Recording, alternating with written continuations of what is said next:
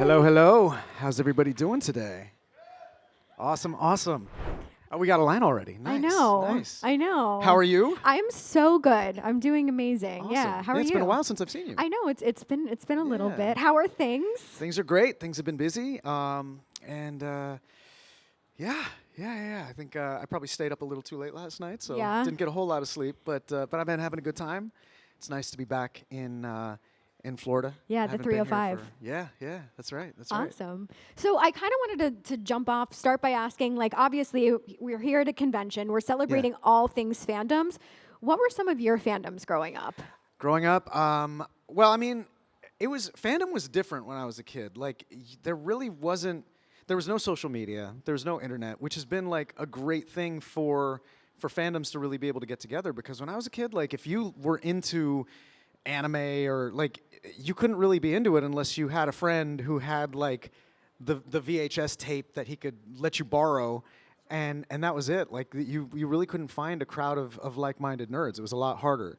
But I was really into like Transformers G1. I liked the Thundercats. I liked He-Man. I was a big fan of what else? There was this show called Land of the Lost. I love Land of the Lost. And I was a huge fan of Land of the Lost. And then when I like saw it as an adult, I was like, this looks terrible. But when I was a kid, it was real. Like, it totally felt like I was watching like real dinosaurs. It's just amazing how you have that suspension of disbelief and your imagination fills it all in. But then when you come and see it as an adult, it's a totally different thing. They weren't real dinosaurs? No. Oh, this is how I'm learning about it? They were just like, yeah, but The whole time? I loved that show. Yeah, now I'm thinking about like life pre-social media, but I remember like, were you on MySpace? Yeah. Oh, before that, there was Friendster. Oh, Friendster, of yeah, course. there was Friendster. Yeah. I was on MySpace. I had a MySpace music page. Did you? Yeah. Yeah, we were talking briefly backstage before we came out, and I'm like, am I allowed to talk music with you? Yeah, of course. So, like, your love of, let's say, acting and music, was it always, like, simultaneous, or did one come before the other? No, like, I didn't really get into singing until probably like my early teenage years was when I really started to get into it. And it was something that just kind of snowballed, where I got into it, I really kind of focused on it for a little while, and I had been acting all throughout. Like, I started out as an actor. I was like an on-camera actor since I was a little kid, and so that was kind of like my first thing that I would always do. And then I just took like a detour career-wise, and was in a boy band for a while, and toured with them, and then was doing a solo record, but then like ended up getting shelved because of record industry stuff where, this president gets promoted and so somebody else comes to take his place, but then that guy either shelves or drops everybody he didn't sign. So like, you work on an album for like a year and a half and then it just doesn't go anywhere. Yeah, it's a bummer. Yeah. Do you still, like, do music? Do you dabble anymore? Yeah, I mean, I'm kind of soured on the industry part of it, like, but in terms of actually like making music, I still really enjoy it. I've been really fortunate to be able to do to be able to sing in certain animated projects that I've been a part of. I got to be in like there's a show called Symbionic Titan, and I played I played like this post-punk emo guy that had a band that the character Lance wanted to join. Called Disenfranchised, and they thought that they were really just too cool for school, and I got to sing a couple of songs as this guy, and it was cool because I would like read in the comments when they would show the video that had this song in it. They're like, "Yo, is this a real song? Is this like a real band? Where can we download this song?" And I was like, "Hey, it's really neat." Hey, and then awesome. I got to sing a Chase song in Be Cool Scooby Doo, which was awesome. That's Yeah, amazing. like that was kind of like a bucket list thing where I'm like, I want to like sing a Chase song for Scooby. And I got to do that. And I did that in front of Frank Welker. And no. It was like, that was probably, and by this time I had already worked with Frank on Transformers Prime for like two years. So it's like I knew him really well by this point, but he'd never heard me sing. Right. And so when he came into the control room, I was in the vocal booth. We were at, where were we? We were at Salami Studios. And so Salami Studios has this big, like a big vocal booth where you can have like full cast records. and then they'll have like a control room where the directors and all that sit. And so he came into the control room because he was going to come in and do his Scooby stuff and his Fred stuff, and he was there early. And I was like midway through the first verse when he came in. So I see him come in while I'm in the middle of singing. And I'm like, Frank's about to hear me sing. Oh my God, just don't mess up, don't mess up. And I made it through. I made it through singing the entire song. And one of the best moments in my entire like VO career was after I finished the song, I see him and he gives me that like proud Mr. Miyagi like. And it was like one of the best moments of my life. Aww. One of the best moments of my life. That's so great. I love that. But, okay, so do you karaoke? Yeah. Okay, so how about what would be your go-to karaoke song, and what would be Spider-Man's go-to karaoke song? Oh, my go-to karaoke song would probably be "Careless Whisper," George Michael. Or, well, yeah, it used to be another one, but then the songwriter is a complete scumbag, and so now I can't really sing that song anymore. It was I Believe I Can Fly, but R. Kelly's horrible. Yeah. So I don't sing that song really anymore, which is a shame because it's a great song, but like I don't really want to, contribute to his mechanical songwriting royalties in any way. Right. So yeah, now it's Careless Whisper. It's a great song. It is a great song. Yeah. And then for Spidey, oh man. That's a tough one. I've never even thought about like. I think he'd probably be a little too embarrassed to do karaoke unless he was in the mask. If he was in the mask, then like Peter would be too embarrassed to do karaoke. As Spider-Man, maybe these boots are made for walking. Yeah, something like that. I was gonna say it could be like one of those, the karaoke places where it's like private room kind of exactly. thing. Maybe exactly. that's the vibe. Yeah, but cool. I still don't think he would want to. I still don't think Peter would do it. That's fair. Yeah, that is valid. Very valid. Like, nah, I don't really. This isn't really something I do. I love it. Well, I want to hear Careless Whisper later. Okay, maybe. Cool. Okay. Yeah. So let's go to questions from you guys. So, what's your name? What's your question? Hi, I'm Brendan, and my question is, what's your favorite Marvel Rivals skin? Could be any character. Favorite Marvel Rivals skin? Yeah. You said? Yeah. You know what? I am only just now starting to play it, so I'm still in the tutorial.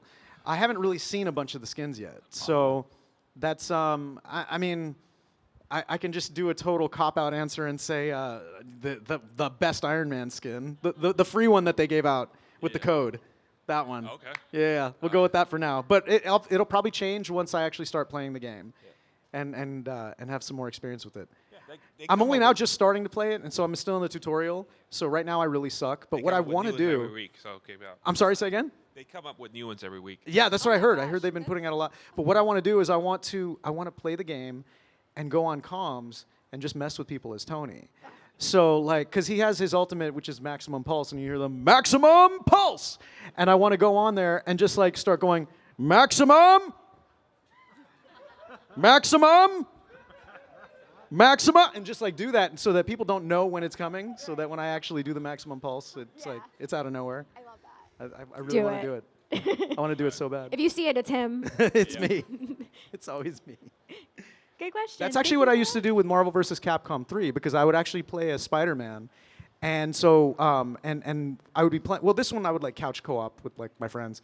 And so I would say Spidey's quips, and I would just keep saying the spammable ones, like the really, really annoying moves like web swing, web swing, web swing. And I would just do that while they were sitting there playing with me and be like, shut up, shut up.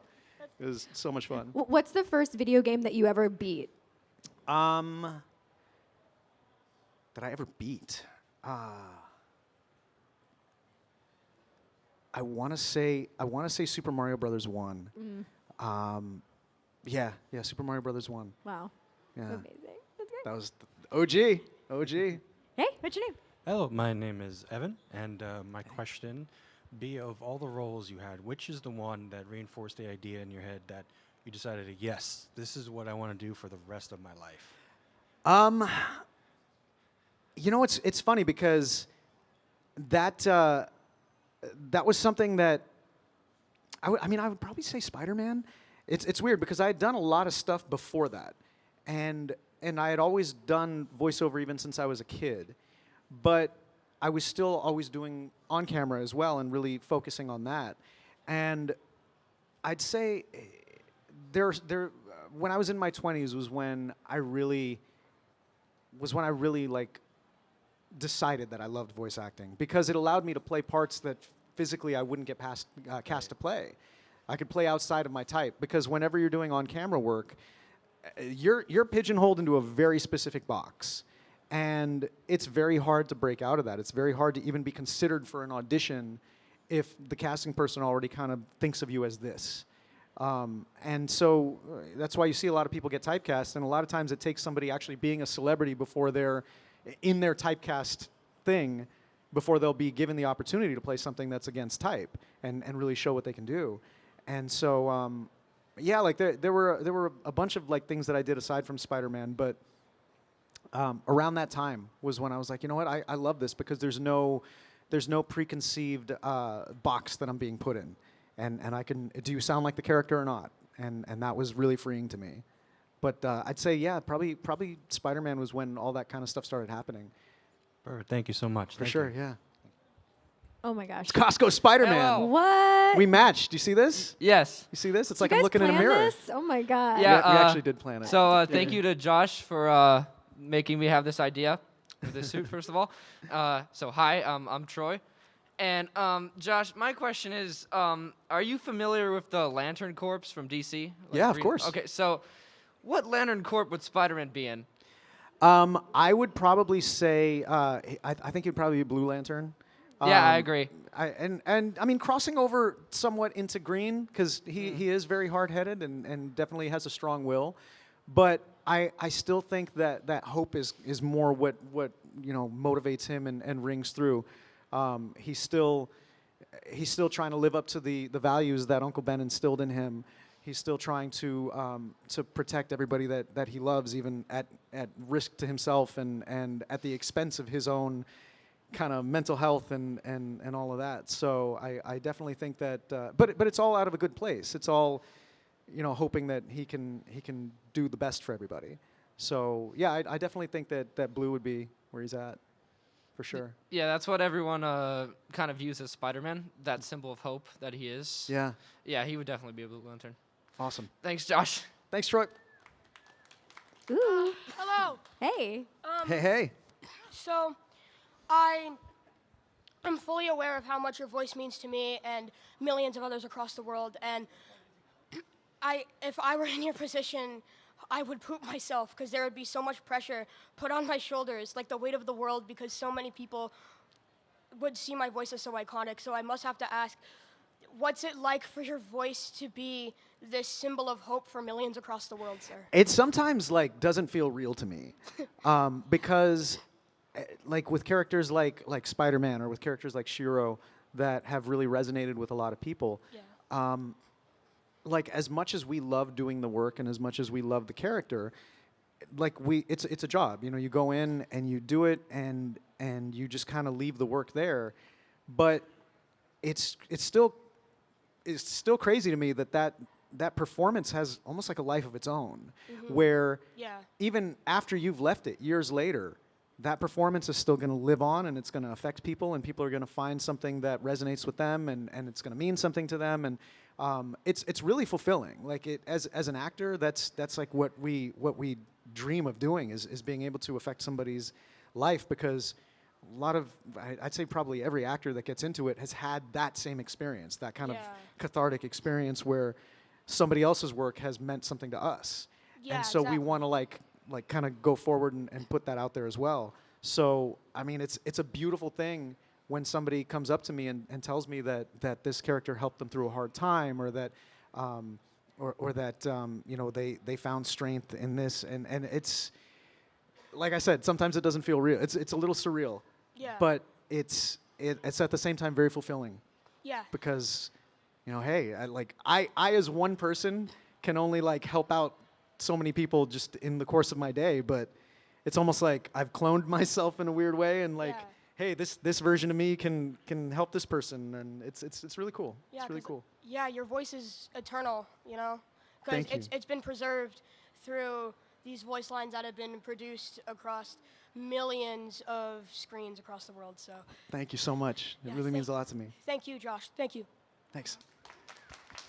Hi, my name is Hi, my name is Giancarlo. Hey, Giancarlo. What is your favorite line from when you played Spider-Man, Spectacular Spider-Man? And what was your favorite Transformer growing up?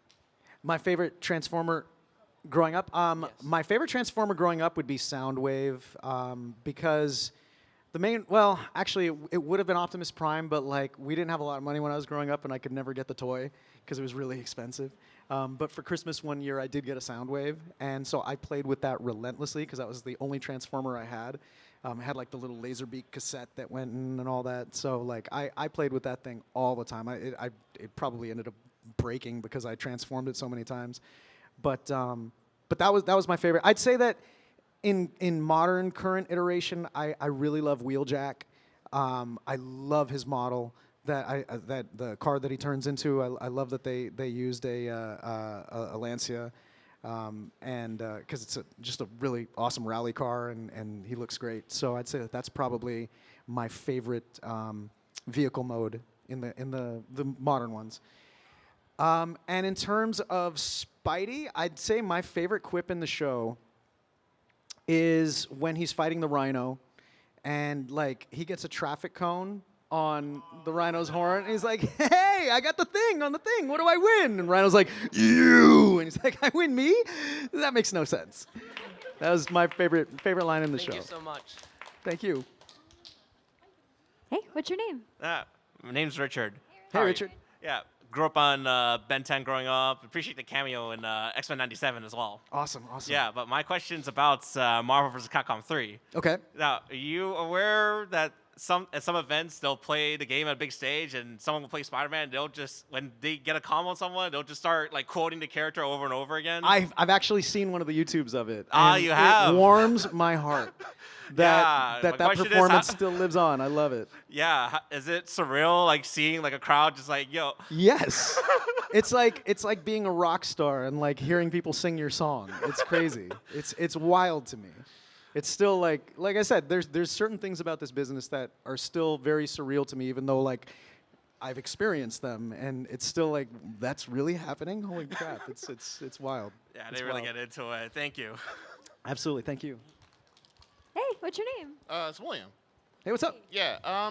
So more than any other character, actually, one of my favorite roles you perform is actually Major Ocelot from Snake Eater. Yes. Years ago, and also recently, I know you played Tyler from Pokemon Concierge. Yes. Yeah. So my question is, what is it like working with these big video game companies? Like, what's that experience feel like?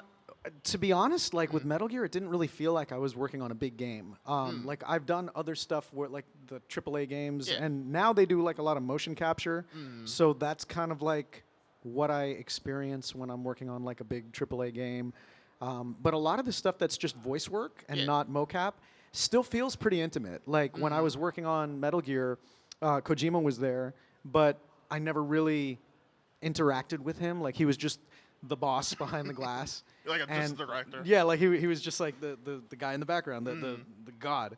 And then there was our voice director, Chris Zimmerman, who was basically talking to him and then relaying to me. Okay. So she was like the go-between. And I'd worked with Chris a lot. I actually took her voice class when I was like 10. And so she had seen me, she'd watched me grow up. And so, yeah, so it felt like a very, just like going in and working with somebody I'd known for a long time. It felt very safe. Okay. Like a good voice director will completely put you at ease to the point where you're just free to create, and that's like the mark of a good voice director, where they create a space for you where you are uninhibited and you can just kind of do whatever. And you got to trust your voice director, because with Ocelot in particular, Yeah. like every time I would perform it, she would just get on the mic and say cockier. And she kept saying cockier, and I went to the point where I thought I was overacting. I was like, I'm thinking to myself, I'm like 120% right now. And she must have heard my brain, because she said, "You're at like 80% right now. I need you at 120%. I'm thinking, oh, I'm already at 120%. So it's like, I'm like doing the math. I'm like, okay, so I got to be at like 180%. And yeah, so that was Metal Gear. Okay. Thank you. Yeah, absolutely. Hey. My name is Miguel. Hey, what's up, Miguel? Hey, man. So I know I talked to you for the past couple of days.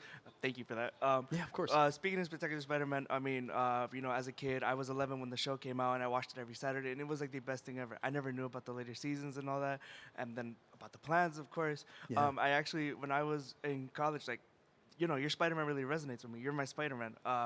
When I resonated through, when I was going through college, I was taking an FX class, and I showed my professor like scene after scene of like Peter dropping all these important things, all these lessons learned, and like how this implies to ethics. So not only do you resonate, thank you for making my childhood. You resonate with ethics and how like to become a man and the responsibilities. One of the big ones that I really loved was Shocker was like a man has a responsibility, and that really hit home, especially now as I'm getting older.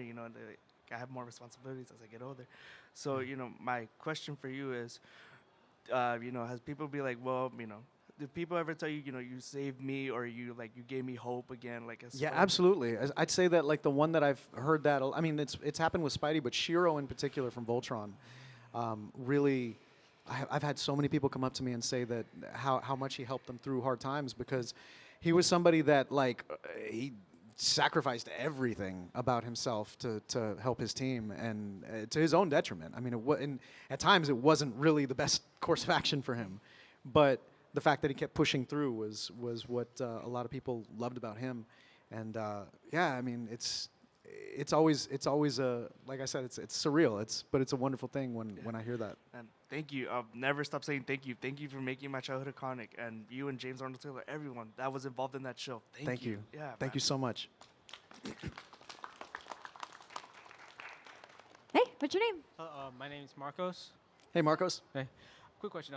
Again, you're one of my favorite adaptations of Spider-Man. Also, I have a random question. Also, besides Spider-Man, you also voice other Spider-Man-esque characters in other forms of media as well. Yes. How did it feel playing those type of characters in comparison to when you played Spider-Man? And hypothetically, how would you think those characters would react if they're near Peter? I'm assuming you're talking about like Black Spider and Agent Spider? Yeah. Okay. Those were fun. Those are fun because like it was the inside joke. When I went in to do Black Spider, I had like different ways of doing it that I was kind of messing around with, and when I went in, I asked Greg. I said, "Hey, so I have a couple different ways that I can play this. Do you want to hear?" And he just like said, "Spectacular Spider-Man," and I was like, "You don't want to hear what I?" And he's like, "Spectacular Spider-Man." So that was kind of the intention from the beginning, was it to just be Spectacular Spider-Man, but in this universe. The actual Black Spider is not a good dude. So, like in the comics, he's not a good guy. In our show, in Young Justice, he was pretty awful. Like he kills a dude on screen. So I definitely think that him and Peter would not be friends. I absolutely think that. Well, and again, like he doesn't really have any superpowers. All of his stuff is tech based. So. I really feel that Peter would completely wipe the floor with him because, Peter's strong AF. So I really feel like, it would be light work for Peter, and he would probably be annoyed that this guy's also trying to outquip him. But, he wouldn't be doing it for long. Agent Spider, we don't really know. We don't really know, like, what the extent of his powers are. He might, and again, like, if they were really going for the reference of the comics where Spider-Man actually did cross over, then maybe Agent Spider has like the same powers. And we don't really know if Agent Spider was good or bad. So he might very much be like, Peter Parker. I think I gave him a name. I think I called him like Vinny Valet because, Peter Parker and just different. Vinny Valet. That's what I call Agent Spider's actual name. That's not canon, but it's my canon. If he's like Peter, then I guess it could go two ways. Like they could either be the best of friends, or when two people are like so similar that they just can't be in the same room together because they hate each other. It might be that. But yeah, that's what I would think. All right, thank you so much. Absolutely. Yeah, Vinny Valet. I like it. Hi, my name is Hey. Jackson. Hey. What's your name? My name is Jackson. Hey, Jackson. I just wanted to also say thank you for being a major part of my childhood. I was lucky enough to have my brother show me Spectacular Spider-Man when I was a lot younger, and Spider-Man itself shaped who I am. And I just wanted to ask you, what does Spider-Man exactly mean to you? What does being Spider-Man mean to me? I mean, Spider-Man was the one comic that I've consistently read since I was a kid, and to be able to play him, and not just to play him, but to play him in a show that has had this much love over the years, it's still a dream come true. Like sometimes I still have to pinch myself. Like I was really in that. Like I was in that show.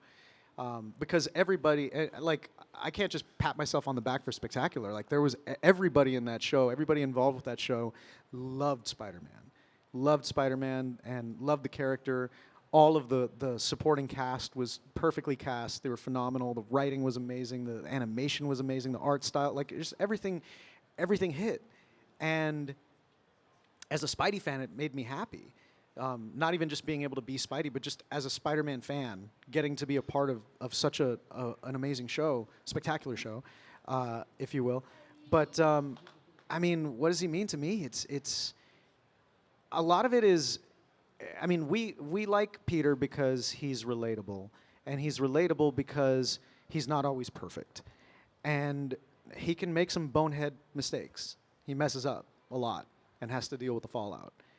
But that's all of us, and you know, he can still be that good person and want to have the best intentions and still make really stupid decisions sometimes, and then his life is just how does he make it through that, and there's something inspiring about that, accepting that you're going to make mistakes, but what do we do from there, and that's what I love about Peter. Like you got to take him warts and all. You know, he's not always gonna do the right thing, but he's gonna try to fix it, and I think that's what we can all try to be.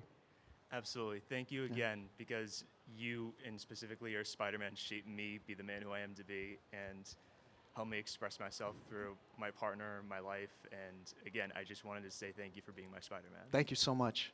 It means a lot to me. Hey, what's your name? Hi, I'm Adrian. Hi, Josh. Hey, how's it going? You conquer, like, I mean, Marvel and DC with, unfortunately, shortcut series. Yeah, You know, yeah. I would have watched like 3 more seasons.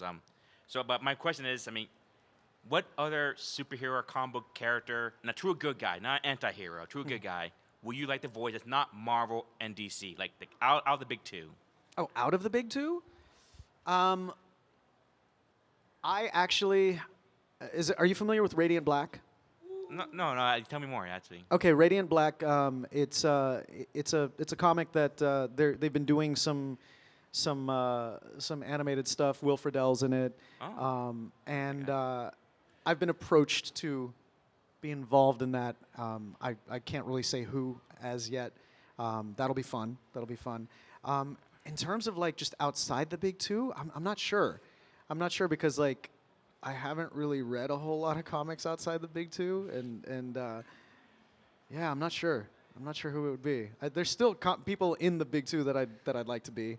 Well, you can answer if you can't think of any if you want. Yeah, like I'd say I'd like to maybe get a shot at Spider-Man. Of course, Spider-Man again. Superman. I'd like to get a hand at turn at playing Superman. I think that would be a really fun one. Maybe Batman one day. Yeah. Like I gotta like shoot for the stars. You know, I gotta aim high, because I've already done Spider-Man. So, I mean, I'd still have to go back, but. Thank you. Yeah, absolutely. Hey. Hey. What's your name? Hi, my name is Brian. Hi, Brian. Nice to meet you, Josh. Nice to meet you too. Okay, so my question is, as we used to see in season 2 of Spectacular, we had a lot of things building up. I don't want to spoil anything. I know some people might still be watching, maybe. I think you're good. Yeah. Hey, it hasn't been 20 years yet. Well, I just want to be thoughtful, think about other people. That's nice of you. Yeah. Well, my question is, we know things didn't really turn out the way y'all wanted to, and Things got cut short, unfortunately. But my question is basically, if y'all was still able to keep going and Greg was able to still keep cooking up, Yeah. what certain canon events or villains you would like to see Spidey face? Well, I mean, they had already set up a lot of them. They had already set up that Carnage was going to make an appearance. They had already set up that Hydro Man was going to be in it. They'd set up Hobgoblin. They set up, who else? I'll say again? We couldn't use Kingpin. We couldn't use Kingpin because Kingpin was part of the Daredevil license, and so that's why Tombstone got leveled up. So Tombstone basically became our Kingpin. And I actually like that decision because our Tombstone was awesome. Like, he really was, because he started out being just this kind of C-list guy in the comics, but I think Spectacular really made him into like an A-list villain. It's okay if I add something, Josh? Yeah. I just also wanted to bring up that Roderick Kingsley was also in the show, so we could have gotten Hobgoblin. Yeah, too. that's what I was saying. He was set up. I love that they used the spot in Across the Spider-Verse because I had been saying way before that movie ever came out, I want to see the spot in Spectacular because with our art style and with our animation, those fights would have gone crazy. Yeah, So, but I mean, I'm glad that I've gotten now to see the spot in animation because I've always wanted to see those fights. I love the Portal aspect. It made me want to go back and play the game, Portal. But yeah. I would say who else would I like to see? I don't think that they would have done Sin Eater in the show. Maybe in like movies that they did after the show, after 5 seasons, because they did. Gene DeWolf and Stan Carter were in the show. They were featured in one of the episodes, so they were there. They existed in that timeline. So that would have been interesting. Thank you. Yeah. Thank you. you, sir. All right, we got about 10 minutes left, so we're going to try to get through the rest of the questions. What's your name? Hi, my name is Brian. Hey, Brian. You mentioned you wanted to play Batman earlier, so I had a really fun question. Do you think Spider-Man would have a harder time with Batman's villains, or would Batman have a harder time with Spider-Man's villains? That's a great question. That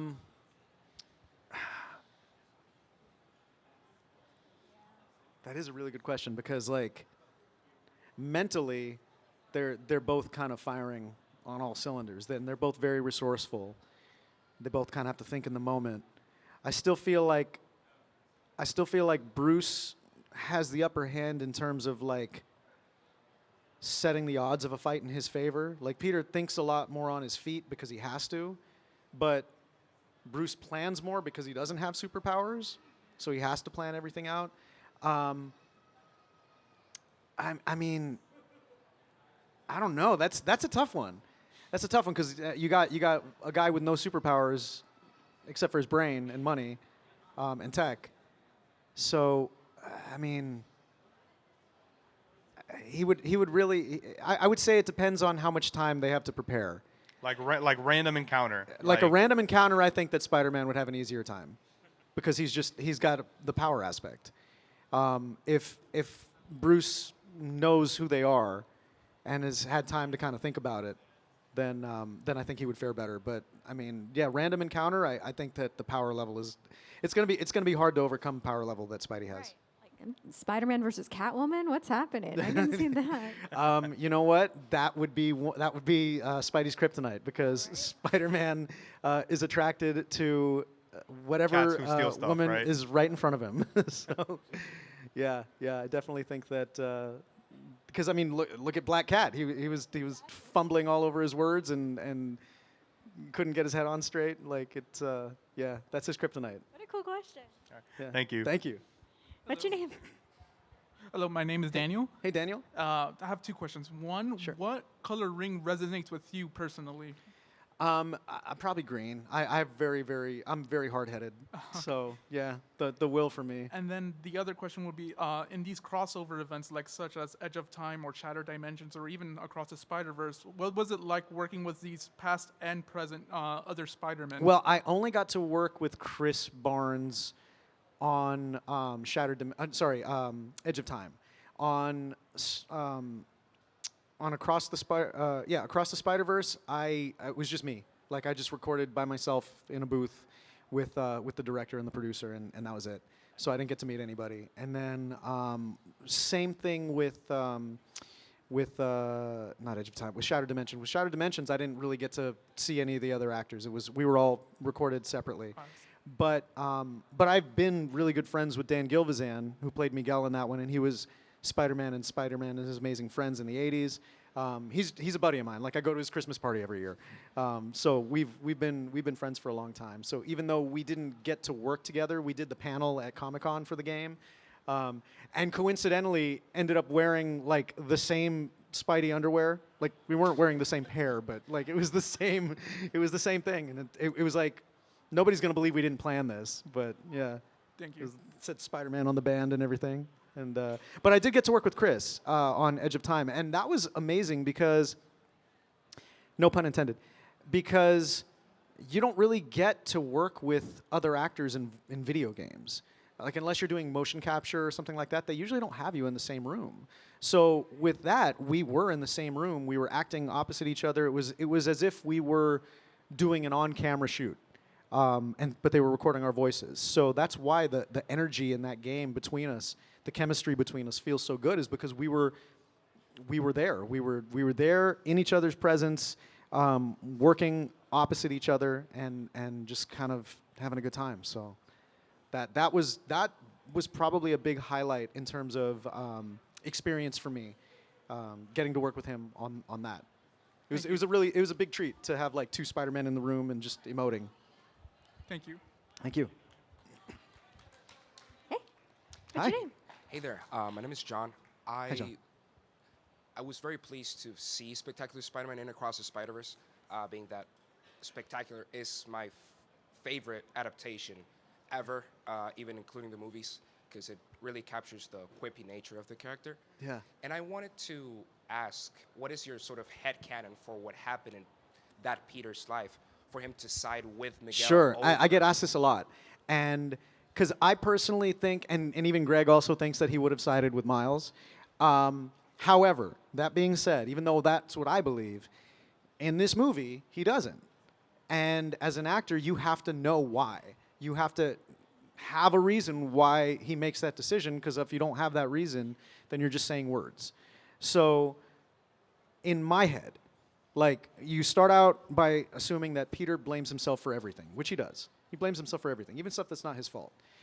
He's already lost his parents. He's lost Uncle Ben, who was like his second father figure. In this world, I mean, you see in Spectacular Spider-Man, I mean, he's in love with Gwen. He doesn't even know, but he is. And so he's close with that family. He's close with the Stacy family. He's close with Captain Stacy because of proximity to Gwen, but also it's kind of hinted in the show that Captain Stacy knows who he is, and Peter kind of figures out that Captain Stacy kind of knows, but they don't talk about it, but they have that weird moment of understanding. So he's going to be close with Captain Stacy, and in this continuity, he dies in his arms. He's obviously going to blame himself for that. So now he's lost like 3 father figures. And in this world, we also have to assume, like, not every decision he makes is going to be final. And that one decision that he makes is not definitive of his whole personality. Like you can't just say, oh, you know, Peter would have done this, because you don't know what happened to him on that day.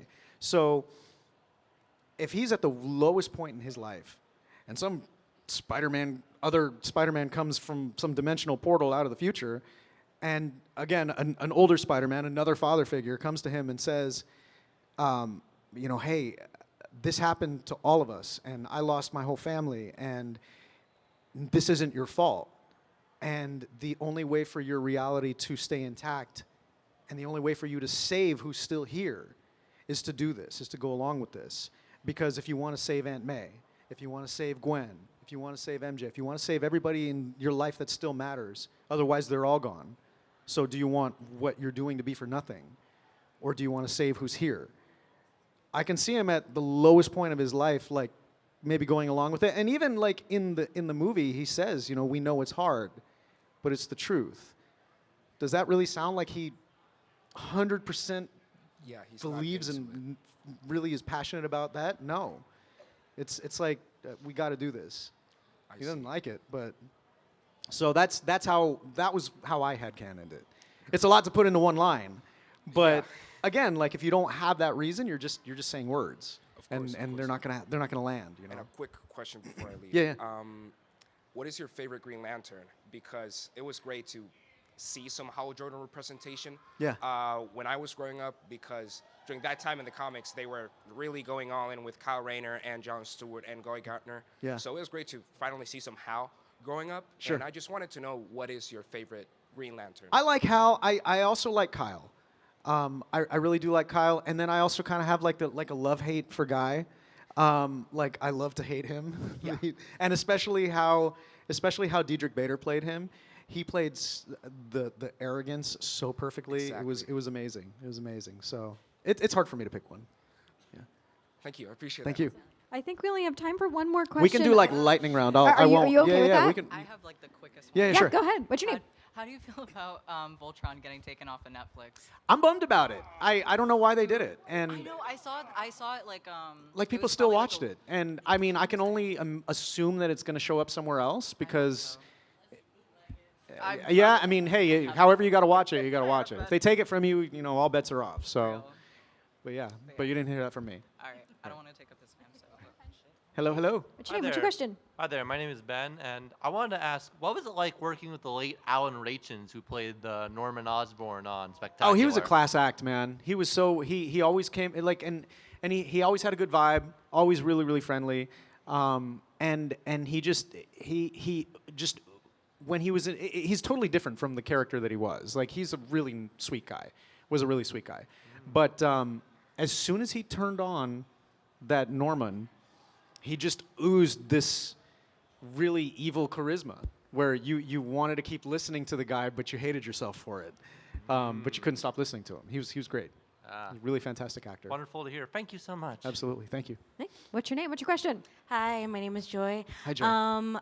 Even though I really love your role in Spider-Man as well, I kind of wanted to ask about Hercules. Sure. Specifically, how was it watching yourself in theater for the first time? You were so young. That was a big and deal just- because like that was the biggest thing I had ever done at the time, and it was like a Disney Prince. Like I didn't do when he was older, but it still counts. It's still Yeah. Disney Prince. No, it's huge, yeah, it's still Hercules. It was incredible, and I also saw that they put a lot of my facial expressions and mannerisms and all that into the final version of the character. So that was a little surreal. Like I'd never like to kind of somewhat be immortalized in animation in that sense was strange and weird and amazing. So yeah, it was quite the experience. Thank you. Thank you. What's your name? What's your question? Hi, so my name's Sergio, and did you ever think you'd be famous enough to be in the largest two animation projects this day in both Arcane and Into the Spider-Verse, obviously? No, but like I'm happy about it for sure. They're both amazing projects, and I'm very grateful to have been part of it, part of them. Yeah. Okay, thank you. Thank you. What's your name? What's your question? Hi, my name is Jade. I just wanted to ask, Jade. did you enjoy playing Voltron in Winx Club? I did. That was a weird one because that was like something where they just called me. I didn't even audition for that. Like I just got cast in it. From the casting or the voice director knew me from other things. She brought me in on this, and it was like the first. I want to say it's probably one of the first like bad guy roles that I've ever done, and it was a lot of fun. It was a lot of fun to be bad, for sure. Thank you. All right. We have like a minute, and then we're going to take a big group picture. What's your name? What's your question? Hi, my name is Ro, and my question is, what is your most memorable moment or line or episode in Voltron? In Voltron, my favorite is the Monsters and Mana one because it was amazing to be able to just get to do all of the exaggerated Shiro death screams. Oh my god. That was so much fun. And because I mean, you never really got a chance to see Shiro be silly and he's still not, but that was about as silly as he got, and I loved it. Oh, thank you so much. I love Shiro so much. Thank so you. Me too. Thank you. Hey, what's your name? What's your question? My name is Amarion, and my question was, what's your favorite performance of Spider-Man? Because I know you did Spectacular Spider-Man, but you also done stuff on YouTube like Spider-Man Blue. Yeah. Also stuff on your channel. I mean, honestly, I'm always gonna have to go with Spectacular because it's a part of something bigger, and there's like. There's no way that I could really replicate that scale of like storytelling. But those performances that I did, like I really had a good time with them, and it gave me a chance to almost kind of act out like what my version of a live action Peter Parker would be, which was fun. If anybody wants to see them, they're on my YouTube, where somebody had asked me to perform some of the panels from certain, like I did Death of Gwen Stacy, I did a different Amazing Spider-Man, and then from Spider-Man Blue, the opening monologue. So you can see me act those out how I would as Peter Parker. Thank you. Yeah, thank you. And last one. Our You final made question. What's your name? What's your question? Hi, my name is Janessa. I want to know what your favorite season of Voltron is, and I also wrote you a letter. Okay, sweet. Yeah, bring that by my table. Okay, perfect. My favorite season, I mean, probably the first one. The first one, it's like that's really what got everybody hooked, and that's what set everything in motion. But one of my favorite episodes is probably the last one of season 6, the where him and Keith fight. That was such a heart-wrenching episode, and I always have to watch Monsters and Mana or Garful, Warful, Snick afterwards just to brain bleach and to like cleanse my aura. But I understand that completely, and thank you so much. Thank you. I really appreciate it. All right, cool. Woohoo! Awesome. Awesome. So if it's okay with you and all of y'all, we're gonna take a big group picture together. Okay. Yeah. Oh, I love that. I love the enthusiasm. Yes. Yeah. I think you need to come up front, my friends. All right.